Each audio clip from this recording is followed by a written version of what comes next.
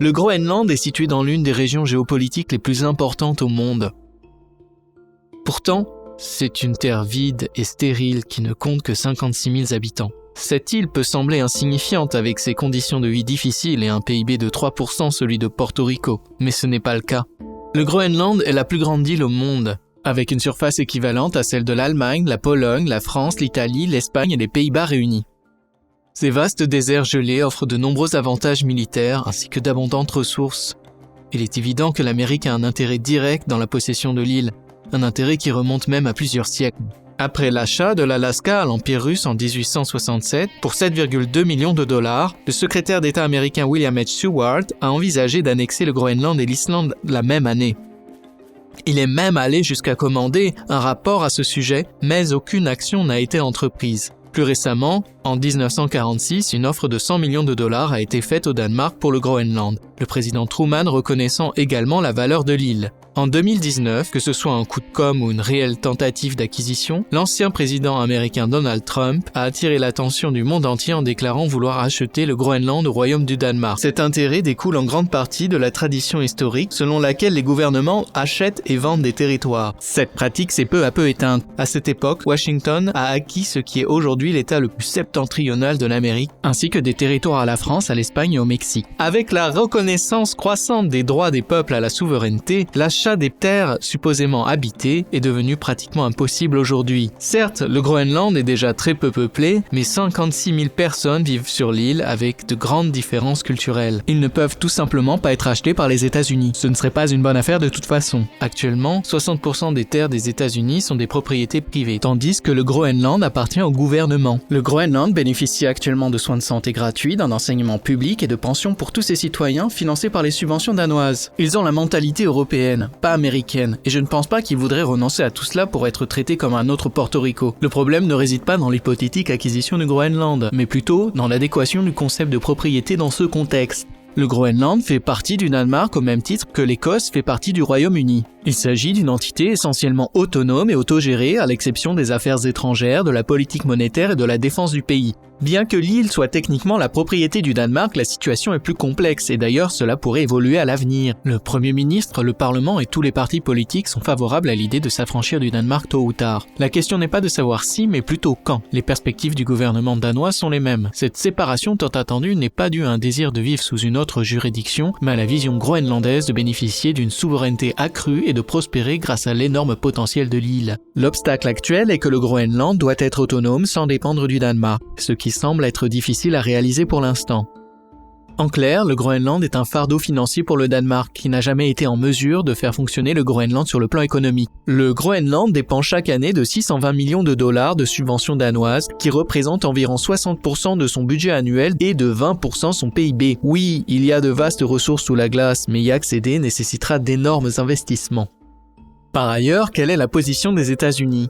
Il est certain qu'ils ne pourront jamais acheter le Groenland au Danemark, pas plus d'ailleurs qu'ils ne pourront acheter un Groenland indépendant, en raison de la grande différence culturelle, sans parler du prix estimé à 1 milliard de dollars.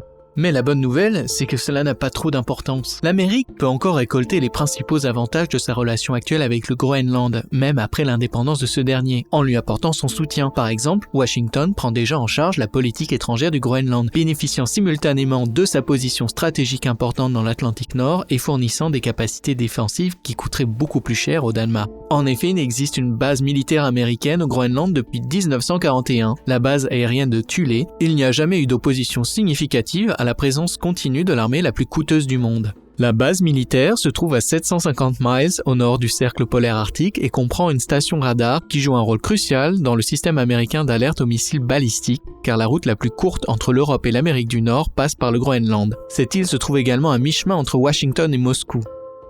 Cet accord est bénéfique pour toutes les parties, car il étend les capacités militaires des États-Unis et assure la protection d'un territoire que le gouvernement danois, situé à près de 3000 km de là, n'aurait pas été en mesure de protéger efficacement. Un Groenland indépendant n'aurait aucun espoir de se défendre pleinement non plus, et cette protection est indispensable. Aujourd'hui, l'Arctique est en passe de devenir l'arène géopolitique la plus importante du monde. On estime que 22% des réserves de gaz non découvertes et accessibles de la planète s'y trouvent. Bien que la région ait toujours été riche en ressources naturelles, son accès a toujours été incroyablement difficile et coûteux en raison des températures extrêmes de la région jusqu'à présent.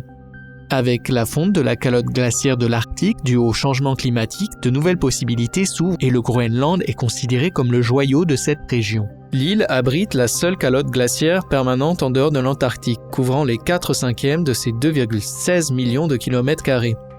On y trouve d'énormes gisements minéraux de terres rares qui comptent parmi les plus grandes réserves inexploitées du monde et qui sont essentiels pour les smartphones, les voitures électriques et d'innombrables autres objets. Pour l'instant, la Chine détient le monopole des terres rares et le Groenland est le seul moyen pour l'Occident de prendre sa revanche. Il y a aussi la question de la formation de nouvelles routes maritimes arctiques en raison du changement climatique, comme le fameux passage du nord-ouest qui réduirait considérablement la durée des trajets maritimes entre l'Europe et l'Asie de l'Est. Ce passage est délimité par l'Alaska à l'ouest et le Groenland à l'est. Si les États-Unis parvenaient à prendre le contrôle du Groenland, cela signifierait qu'ils contrôleraient les parties les plus essentielles de l'Atlantique et du Pacifique Nord, ce qui leur permettrait d'établir un contrôle naval sur une voie de navigation qui pourrait d'ici un siècle dépasser le canal de Suez en termes d'importance géopolitique. Cet aspect est extrêmement important car bon nombre des nouveaux passages maritimes de l'Arctique appartiennent déjà à la Russie, à l'instar de la route maritime du Nord. En outre, l'acquisition du Groenland conférerait des droits de forage considérables dans l'Arctique, un accès privilégié à la pêche et un contrôle sur les plus vastes réserves d'eau douce de sa zone économique exclusive. Il ne faut pas sous-estimer l'importance de l'île. Quiconque contrôlera le Groenland dans les prochaines décennies se trouvera dans la meilleure position stratégique possible pour la future course aux ressources de l'Arctique.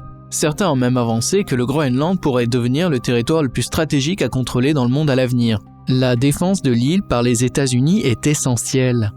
La Chine et la Russie, les deux plus grands ennemis de l'Occident, tentent déjà de se disputer le contrôle de l'Arctique et plus ou moins du Groenland pour les mêmes raisons que les États-Unis. Pékin a déjà commencé à se présenter comme un État proche de l'Arctique pour revendiquer un intérêt dans la région. De plus, la Chine s'est engagée à construire une route de la soie polaire dans le cadre de son initiative Belt and Road, de manière similaire à ce qu'elle fait en Afrique en finançant les infrastructures publiques. En 2017, la Chine a tenté d'acheter une ancienne base navale abandonnée par la défense danoise et la société d'État China Communication Construction Company a tenté de répondre à un appel d'offres pour la construction de 2 aéroports, l'un à Nuuk et l'autre à Ilulissat. Initialement, les Groenlandais ont manifesté un intérêt pour les financements chinois, mais ils ont finalement été interrompus par Washington. En revanche, la Russie, qui a pratiquement anéanti toute chance d'obtenir pacifiquement des droits militaires sur le Groenland après l'invasion de l'Ukraine, dispose toujours de la plus grande présence militaire permanente dans l'Arctique. Le Kremlin a également remis sur pied des installations militaires de la guerre froide précédemment fermées dans l'Arctique et y a déployé des forces ainsi que la plus grande flotte de brise-glace au monde. Avec la Commission européenne prévoyant d'installer un bureau au Groenland en 2023, le secrétaire général de l'OTAN estimant nécessaire sa présence dans la région et les États-Unis rouvrant un consulat à Nuuk en 2020 pour la première fois depuis sa fermeture durant 1953, il semble que le Groenland soit entre de bonnes mains pour l'instant, même si les États-Unis n'en seront jamais propriétaires. Merci d'avoir regardé cette émission.